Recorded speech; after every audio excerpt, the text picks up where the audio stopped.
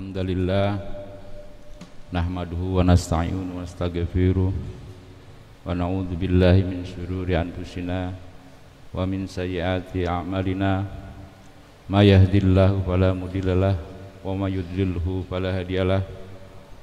Asyhadu an la ilaha illallah wahdahu la syarikalah wa asyhadu anna Muhammadan abduhu wa rasuluh. Ya ayuhan nas usikum wa iya bitaqwallah faqad fazal muttaqun.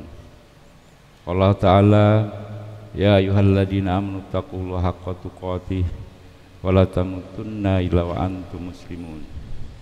Wa qala aidan kuntum khairu ummatin ukhrijat linnas ta'muruna bil ma'ruf wa tanhauna 'anil munkar wa tu'minuna billah walau amana ahlal kitabi lakana khairul lahum minhumul mu'minuna wa aktsaruhumul fasikun. Al-ayah. Hadirin sidang Jumat rahimakumullah.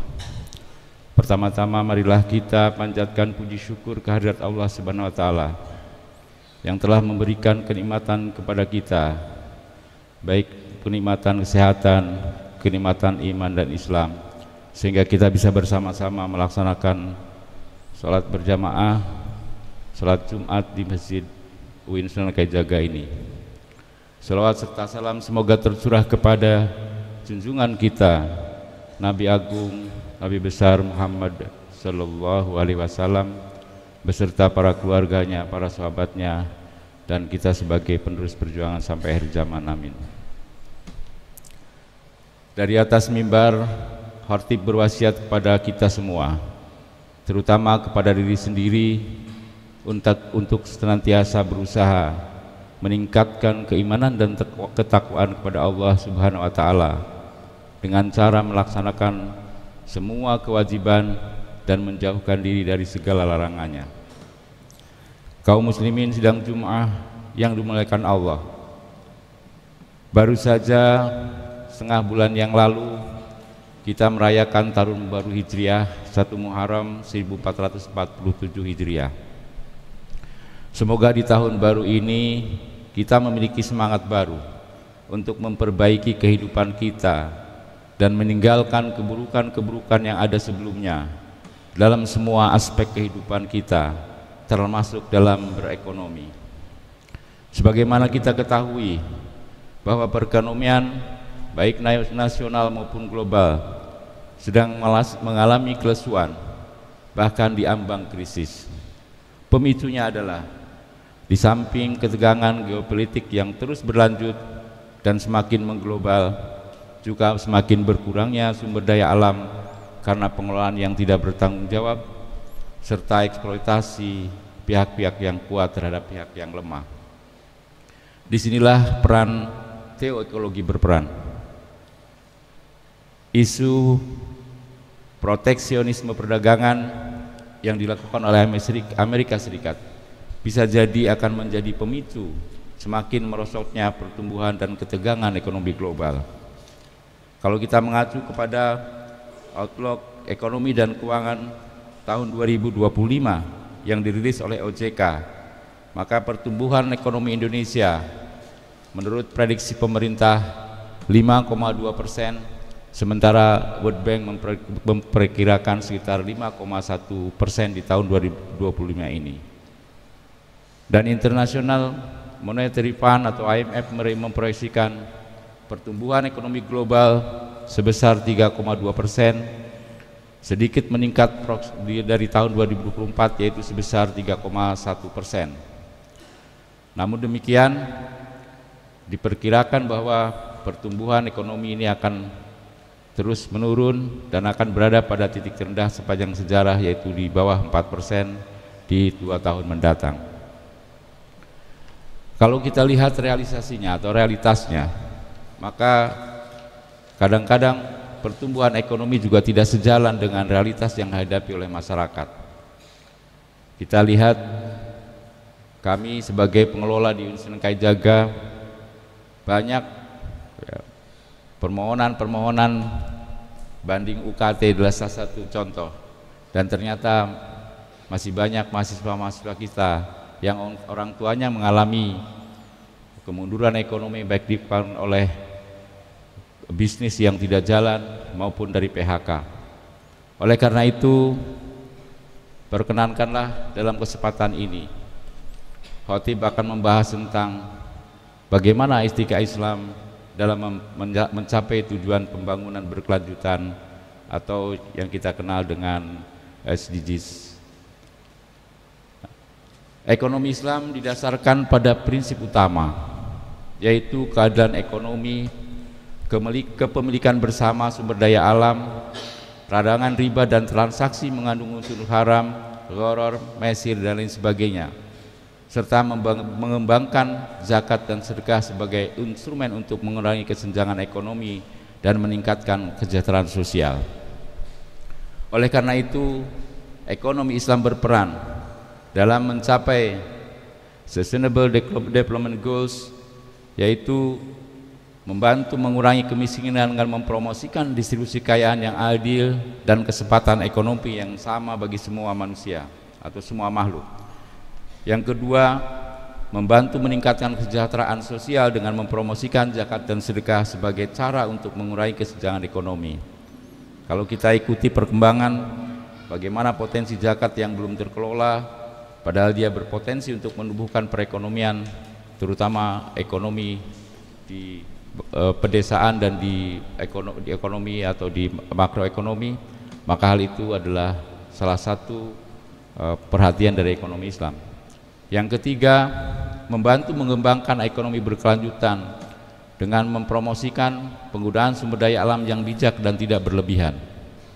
Bagaimana kita lihat beberapa orang pebisnis yang tidak beretika telah dengan semena-mena mengeksploitasi alam untuk kepentingannya sendiri, sehingga kerusakan-kerusakan alam terjadi di mana-mana, dan itu akan berakibat kepada masa depan atau keberlangsungan bumi ini. Yang keempat adalah dapat membantu meningkatkan keadilan sosial, ekonomi dalam melarang praktek riba dan meningkatkan keadilan distribusi kekayaan. Bapak Ibu, kaum muslimin sidang Jumat rahimakumullah, selaras dengan itu juga saat ini berkembang apa yang disebut dengan ekonomi hijau atau green economy, di mana konsep ini berfokus kepada pengembangan keberlanjutan dan pelestarian lingkungan, sehingga ada keseimbangan antara bisnis, hukum, dan juga lingkungan serta masyarakat.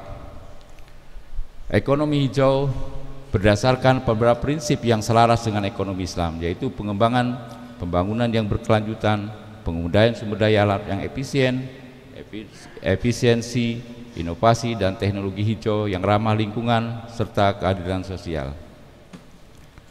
Oleh karena itu, meskipun ekonomi hijau ini masih menghadapi berbagai tantangan, di antara lain adalah mahalnya investasi maupun perubahan perilaku masyarakat yang berekonomi yang masih jauh yang dari kita harapkan, tapi sekaligus merupakan peluang bisnis yang kita miliki karena Indonesia memiliki sumber daya yang cukup, baik energi terbarukan, teknologi hijau maupun produk ramah lingkungan. Kaum muslimin sidang Jumat yang dimuliakan Allah, kalau kita melihat akar permasalahan utama dari rusaknya sistem perekonomian saat ini, itu karena kita sudah meninggalkan apa yang selalu dicontohkan oleh Rasulullah SAW, yaitu kesempurnaan akhlak. Sebagaimana hadits riwayat Al-Baihaqi yang mengatakan, innama bu'isu liutamima makarimal akhlak.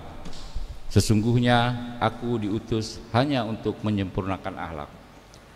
Dalam konteks bisnis, akhlak atau huluk atau budi pekerti ini ada kaitannya dengan etika, sebagaimana diungkapkan dalam Al-Quran surat Qalam ayat 4 yang berbunyi, a'udzubillahi minasyaitonirrajim, innaka la'ala huluqil adzim, dan sesungguhnya engkau benar-benar berbudi pekerti yang luhur. Oleh karena itu, apakah kita sebagai pengusaha muslim naib untuk berperilaku etis dalam lingkungan yang kompetitif secara global?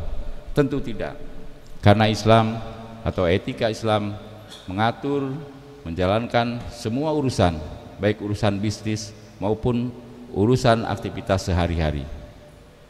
Tanpa menentukan konteks situasi apapun, Allah menggambarkan orang yang mencapai keberhasilan baik di dunia maupun di akhirat, yaitu orang-orang yang selalu mengajak kepada kebenaran atau khair, memerintahkan kepada orang-orang yang mengajak kepada kebaikan atau khair, memerintahkan kepada yang ma'ruf dan juga mencegah kepada yang mungkar, seperti yang Allah Ta'ala firmankan dalam Quran surat Al-Imran ayat 110, kuntum khair umat ukhrijat linnas ta'muruna bil ma'ruf wa tanhauna 'anil fahsya'i wa tanhauna 'anil munkar wa tu'minuna billah.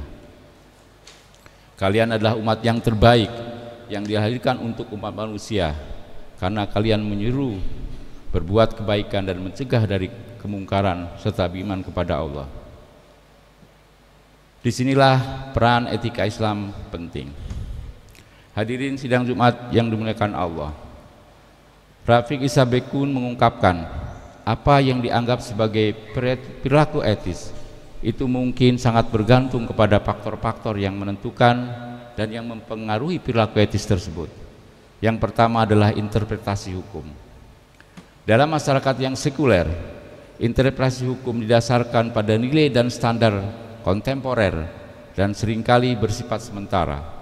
Sementara dalam masyarakat Islam, nilai dan standar ini dipandu oleh syariah dan kumpulan ijtihad fikih, sehingga diharapkan lebih universal dan juga sesuai dengan konteks zaman. Karena interpretasi hukum inilah banyak pelaku bisnis memanfaatkan celah-celah hukum untuk kepentingan mereka. Kasus-kasus korupsi banyak terjadi, yang baru saja kita dengar di kejaksaan bagaimana kasus impor minyak mentah, lalu yang dulu ada CPO minyak goreng yang merugikan negara triliunan rupiah, serta kasus timah dan lain sebagainya, menunjukkan bahwa kesempatan untuk memanfaatkan celah hukum untuk kepentingan bisnis masih sering terjadi. Yang kedua, faktor yang menentukan etika bisnis adalah atau etika seorang adalah faktor organisasi. Organisasi juga dapat mempengaruhi perilaku anggotanya. Salah satu sumber utama pengaruh organisasi adalah tingkat komitmen pimpinan organisasi terhadap perilaku etis. Komitmen ini dapat dikomunikasikan melalui code of ethics atau core value, budaya organisasi dan lain-lain. Tetapi itu tidak bisa berarti tanpa suri tauladan dari pimpinan dalam melaksanakannya. Faktor yang ketiga adalah faktor individu. Faktor individu ini sangat penting karena menurut Rafiq Issa Bekun paling tidak ada dua kelompok. Ya, ada pertumbuhan ada beberapa hal yang mempengaruhi perilaku etis seseorang, yaitu adalah tahap perkembangan moral. Nah, perkembangan moral ini dibagi dua, yaitu fisik dan mental, dan jiwa serta nafs. Fisik mental, maka ukurannya adalah balik atau tidak, karena sebelum balik dia tidak dimintai pertanggungjawaban, tetapi setelah balik maka dia akan dimintai pertanggungjawaban. Yang kedua adalah jiwa atau nafs. Ya, para cendekiawan Muslim, paling tidak misalkan Rizvi dalam Muslim Traditional and Physiotherapy and Modern Trends, dia mengungkapkan bahwa ada tiga keadaan atau tahapan perkembangan jiwa atau nafas manusia. Yang pertama adalah amarah, seperti yang disampaikan atau dalam Al-Quran surat Yusuf ayat 53 yang berbunyi, aku tidak mengatakan bahwa aku bebas dari kesalahan karena nafsu itu cenderung kepada kejahatan. Banyak pelaku bisnis saat ini masih berperilaku amarah, sehingga nafsu kehewanan yang muncul, keserakahan, penindasan, dan ketidakadilan terhadap sesama. Ini adalah kecenderungan nafsu amarah yang ada pada diri kita. Oleh karena itu kita harus meningkatkan kepada nafsu yang kedua, yaitu nafsu lawamah, seperti dalam surat Al-Qiyamah ayat 2 yang berbunyi, demi jiwaku yang selalu menyesal atau lawamah ya, yang merasakan kejahatan dan menolaknya, meminta rahmat dan ampunan Allah serta berbuat baik, berusaha memperbaiki, ia berharap untuk mencapai keselamatan. Dalam nafsu lawamah ini, maka orang ada kecenderungan untuk melakukan hal yang baik, tapi ada juga kecenderungan melakukan hal yang buruk. Tetapi di sini masih mending, karena dia sadar ketika melakukan kesalahan maka dia kembali untuk melakukan kebaikan. Demikian ketika dia melakukan kebaikan maka dia akan berusaha mempertahankannya.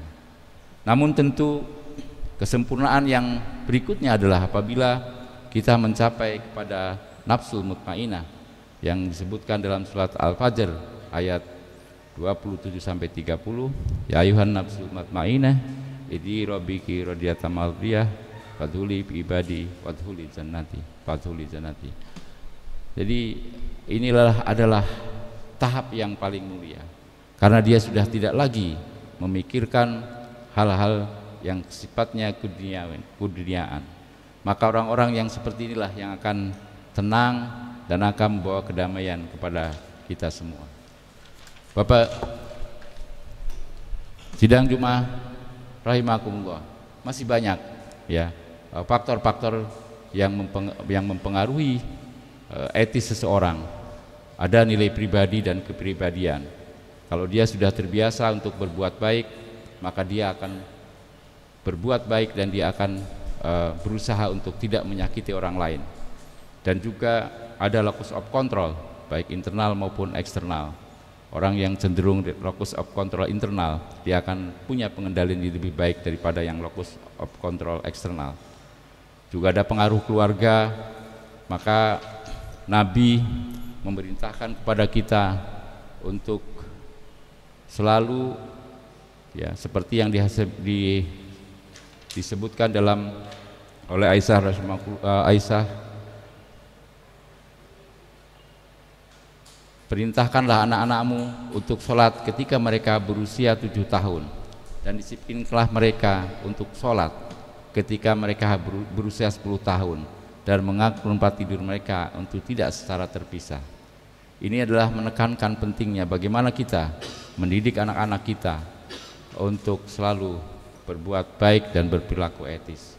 Tentu contoh-contoh kecil yang mungkin membuat anak kita tidak berperilaku etis harus kita hindari. Yang ketiga juga adalah faktor situasional. Kadang-kadang seseorang berperilaku tidak etis karena kondisi. Salah satu yang menjadi titik tekan di sini adalah Nabi seperti dikisahkan oleh Aisyah radhiyallahu anhu, seorang berkata kepada Nabi, "Mengapa kamu begitu sering mencari pelindungan kepada Allah dari hutang?"